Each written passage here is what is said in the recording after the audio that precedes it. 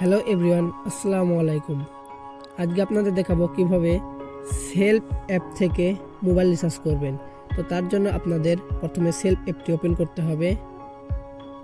তো সেলফ হালকা একটু নিচে এসে দেখবেন এখানে লেখা আছে মোবাইল রিচার্জ, এখানে ক্লিক করবেন।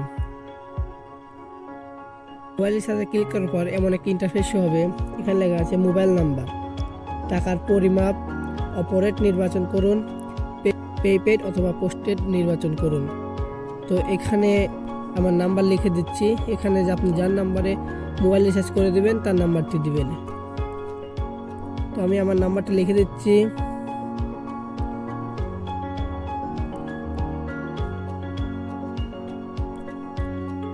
তো এখানে আমার নাম্বারটা লিখে দিচ্ছি, আর এখানে আপনারা টাকার পরিমাপ, এখানে আপনারা কত টাকা দিবেন সেই টাকার পরিমাপ। তো এখানে আমি আপনার দেখানোর ক্ষেত্রে 30 টাকা লিখে দিচ্ছি। অপারেট নির্বাচন করুন, এখানে আপনারা গ্রামীণ সিম আছে, রবি সিম আছে, এয়ারটেল, বাংলা লিঙ্ক। তো আমি যত রবি সিমে দিচ্ছি, তো আমি রবিতে ক্লিক করব। তো এখানে ক্লিক করার পর লেখা আছে এখানে প্রিপেড অথবা পোস্টপেড নির্বাচন করুন। তো আপনারা এখানে ক্লিক করবেন।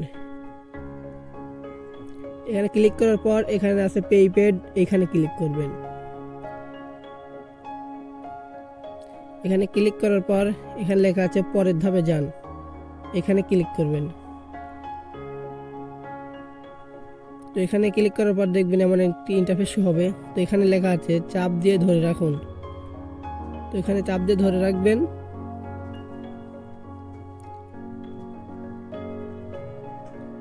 দেখেন আমাদের রিসার্চটি সফল হয়েছে, এখান থেকে ওকে করে দেবেন।